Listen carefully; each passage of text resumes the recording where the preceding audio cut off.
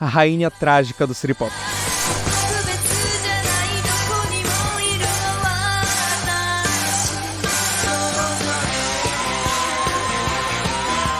Hoje é dia de falar de uma das rainhas da música japonesa. Uma mulher ousada que tentou romper diversos padrões, ficou muito marcada por sua voz única, é uma das maiores vozes do país, mas infelizmente teve a vida marcada por algumas tragédias. Hoje é dia de falar de Akina Nakamori.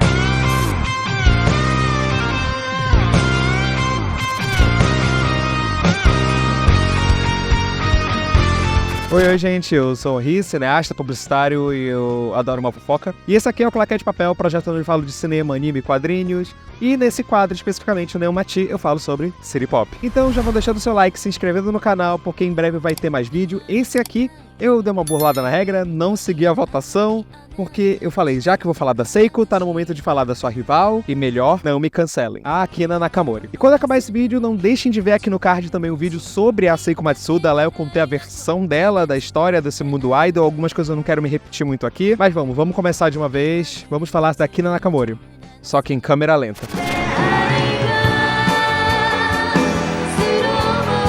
Nascida em 1965, Akina Nakamori era a quinta de 6 filhos de um dono de um açougue. Sua mãe era fã da Hibari Misora.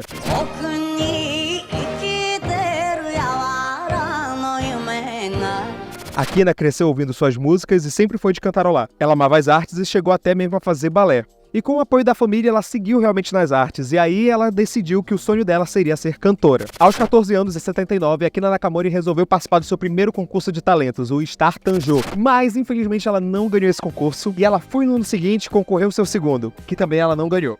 Mas calma. Ela, como nós brasileiros, ela não desiste nunca. Em 81, aos seus 16 anos, ela foi novamente Star Tanjô, onde ela cantou a música Yumesaki Anai no.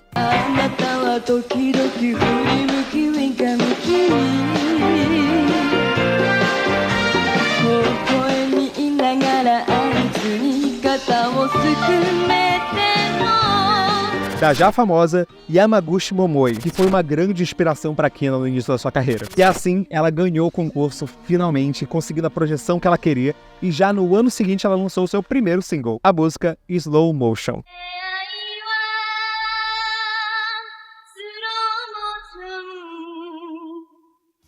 E foi com essa música que ela alavancou na carreira e até hoje é uma das músicas mais populares dela, ela continua cantando em shows. E já em seu segundo single, ela resolveu polemizar.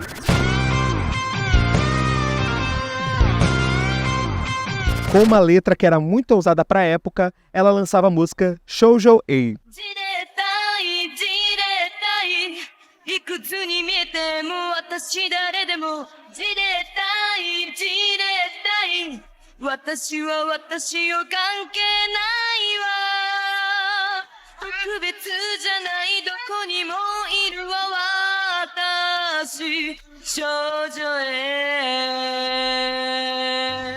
Na letra da música, ela aborda temas como a rebeldia adolescente, o flerte e uma atitude desafiadora que contrastava com a imagem típica da idol japonesa. A letra da música foi escrita por Hiroaki Serizawa, compositor que inclusive anos depois foi letra de abertura de animes como o Touch, de 1985.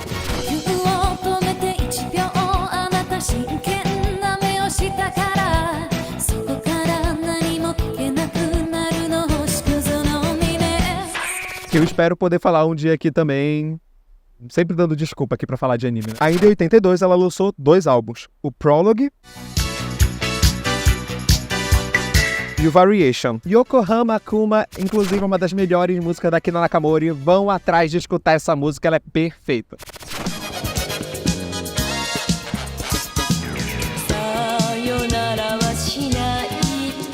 Desde o início ela tinha esse contraste entre a coisa fofa, né, da idol, mas aquela imagem mais ousada ao mesmo tempo, criando meio que uma mística ao redor da imagem de Nakamori. Ela tinha um vozeirão incrível, inclusive, ele era considerado mais grosso que as outras vozes das idols, como a própria Seiko Matsuda na época, e ela tinha essa mística, ela usava roupas mais dark no início da sua carreira, era muito incrível. E ela foi uma figurinha carimbada no início dos anos 80 em diversos programas de TV, inclusive participando de uma versão de I Can't Stop the Loneliness, da Anri.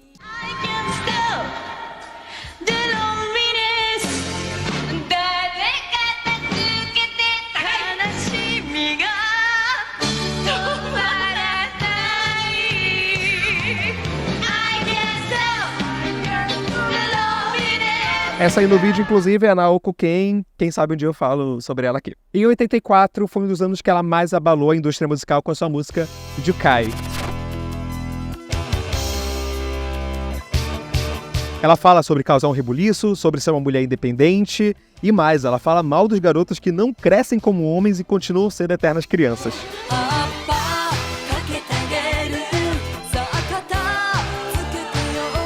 E na boa, ela tá certa. E assim, eu acho engraçado que aqui, ó, acho engraçado, já começa a indireta do jovem. Mas às vezes eu recebo uns comentários dizendo que eu tô politizando muitos vídeos. Mas, gente, é só vocês verem a letra das músicas.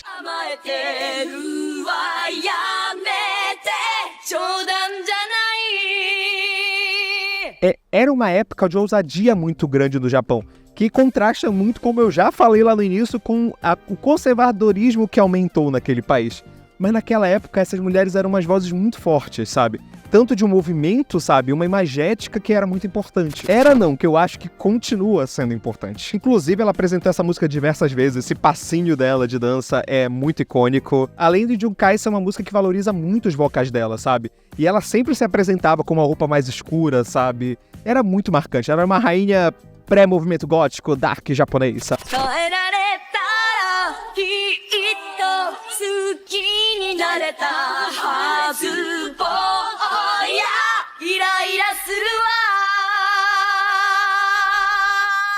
Enfim, Jukai é uma música perfeita e se vocês puderem conhecer uma música da Akina Nakamori, vão escutar essa. E se der com a tradução da letra, vai mudar muito a experiência de vocês. Kazari ja Nai no yo namida wa foi outro grande sucesso da sua carreira. E esse foi o momento que vocês devem ter percebido que eu não sei absolutamente nada de japonês. E é possível ver com essa letra como a Akina tava nessa vertente de querer passar essa imagem de mulherão mais forte, com muito em contraste com a Seiko, que era a jovem idol, criança eterna, sabe?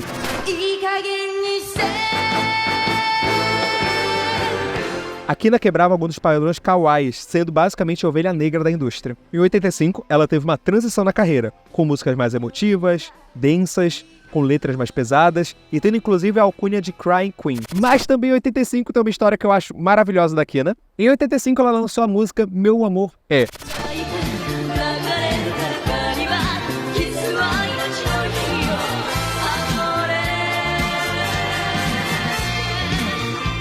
Essa música fala de um romance que acontece no meio do Carnaval do Rio de Janeiro, mas acaba em tristeza. E eu acho muito importante falar dessa música, como muitas outras que a gente ainda vai falar da Akina, para mostrar essa correlação entre Ocidente e Oriente. Basicamente, as culturas se retroalimentam. Em 86, no seu álbum Crimson, foi vista uma parceria incrível, porque basicamente quase todas as músicas desse álbum foram escritas por Maria Takeuchi. E se a letra não foi escrita por ela, tem participação dela na melodia, como a música Eki,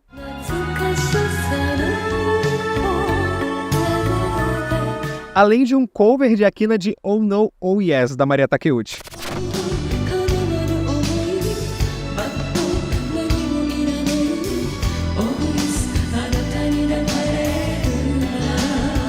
Porém, treta que vocês querem, né? Como vocês sabem, eu ainda não falei do Tatsuro Yamashita aqui, porque esse cara adora derrubar os vídeos, eu tô avisando. O Tatsuro é muito difícil de eu fazer um vídeo aqui, gente, então calma. Acontece que o Tatsuro sempre criticou esse álbum da Akina. Ele teve uma postura meio babaca, dizendo que esse álbum não tinha muito de música japonesa, e sim de uma pegada italiana, que não era o original que ela deveria colocar.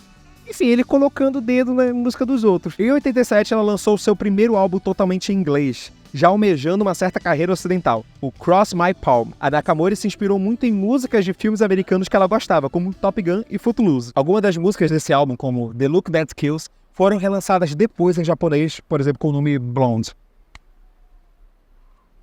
Podia usar o mesmo nome. Ainda nos anos 80, ela também estrelou 2 filmes, o Aitabadachi e Best Friends, Nigen Kosatei Yori. Tá, e agora a gente vai falar de um dos momentos mais pesados da vida da Akina, então alerta de gatilho, se você já viu o vídeo da Seiko, sabe do que eu vou falar. Mas a gente precisa voltar uns anos um pouco antes.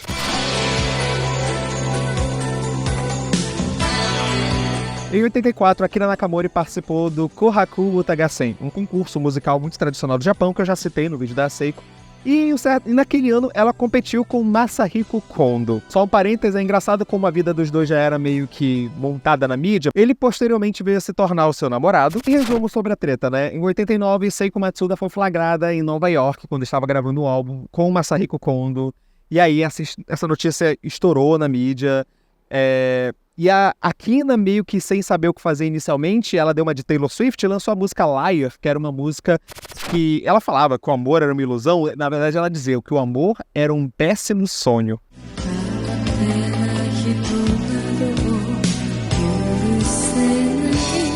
Só que isso é o problema. Enquanto essa treta acontecia, a Kina estava produzindo um álbum. Nessa época, ela estava gravando um álbum, o Cruising, que trazia músicas com temáticas bem pesadas sobre desilusão amorosa e outras coisas. Inclusive, ele teve produção musical do Osni Mello. Ele foi um brasileiro que trabalhou com diversos outros cantores japoneses, mas principalmente com a Kina Nakamori na sua parte de trabalho, né, em produção musical. E ele também participou do The Voice Mais da Globo alguns anos depois, onde ele foi do time da Fafá de Belém, e tá aí, conseguiu o que eu queria. Liguei City Pop a Belém, porque eu conheço o sobrinho da Fafá de Belém, e ela conheceu...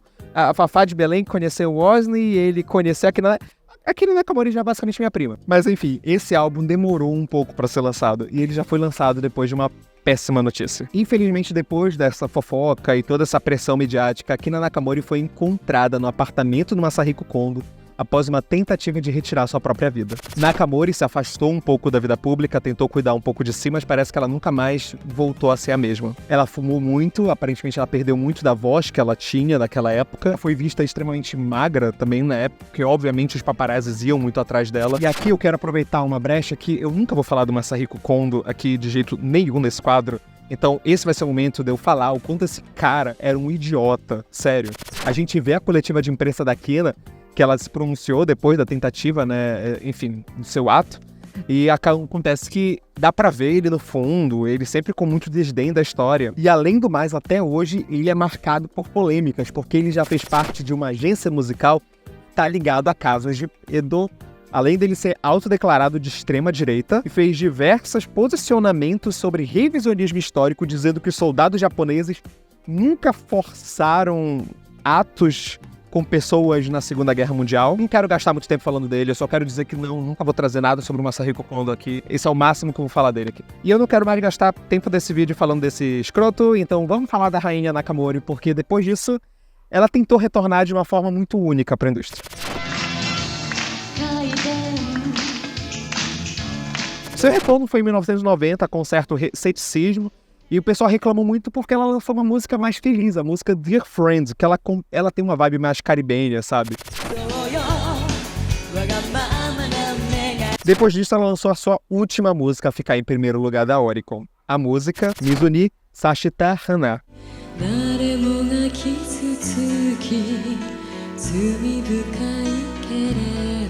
Depois disso, ela ficou anos fora da Oricon. E quando ela retornou, ela nunca mais conseguiu retornar ao primeiro lugar. Nos anos 90, ela focou muito na sua carreira de atriz e ela participou de séries como Sugao no Mamade, de 92, que inclusive eu estou assistindo. Muito obrigado às 3 pessoas fanboy de Akina que estão traduzindo essa série. Vocês são incríveis. Na década de 90, ela tentou ir para um lado mais dançante em suas músicas. Não é muito a minha vibe, mas eu reconheço o valor e eu reconheço essa tentativa dela de construir uma nova imagem e se reerguer enquanto cantora. Houveram muitas polêmicas, alguns selos musicais rejeitaram ela, não quiseram mais lançar coisas sobre a carreira dela. E óbvio que a mídia perturbou demais ela e a Seiko, fazendo com que elas tivessem uma paz na televisão, que, enfim, na boa, eu acho que isso nunca colou, essa coisa delas fazendo a paz na televisão. Elas participaram de um concurso de boliche, só pra dizer, olha, as duas estão de boa. E, gente, enfim... Eu não acredito, eu sou rancoroso, eu sou canceriano, gente, vocês querem o quê? No fim dos anos 90, ela criou um escritório para conseguir trabalhar chamado Faith, e esse escritório começou a crescer e se tornou responsável por gerenciar sua carreira. Inclusive, o nome do clube da Kina se chama Faithway. E aí que tá, no início dos anos 2000, ela conseguiu retornar ao Oricon, como eu disse, nunca mais em primeiro lugar, mas ela começou a fazer música de novelas no Japão e outras séries. E mesmo ela sempre olhando pra frente, criando coisas novas em diversos dos seus álbuns, é muito fofo ver como ela nunca esqueceu as suas origens. Então, até hoje, ela é uma das cantoras que continua na mídia fazendo uma coisa muito parecida com o jazz que ela trabalhou lá atrás, a vibe mais city pop, sabe? É engraçado, parece que a Kina aqui nem nós é fã de city pop. E aí, ela fez uma versão de Stay With Me em 2014. como uma salsa. E eu acho isso a coisa mais incrível. Stay with me,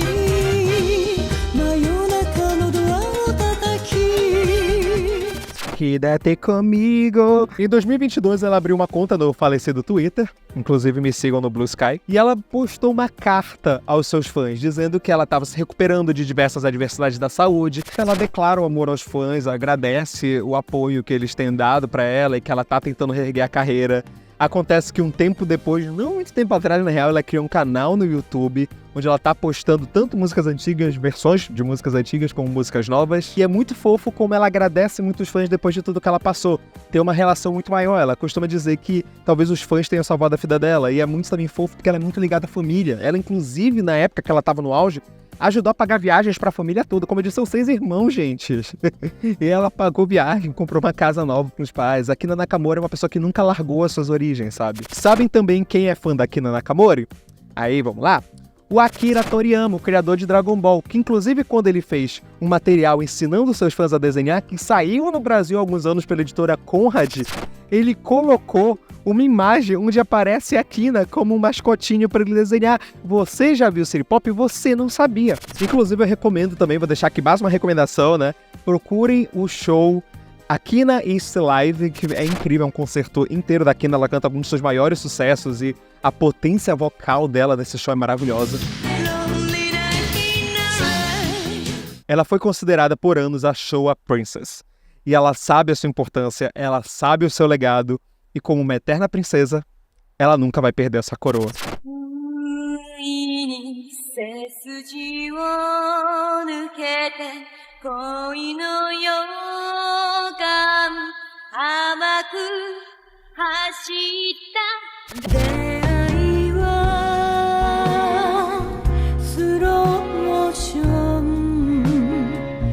E calma, não sai do vídeo, que eu sei que vocês saem logo depois que termina a última parte de Música Bonitinha, mas no geral eu quero agradecer vocês que estão chegando e assistindo até aqui essa parte.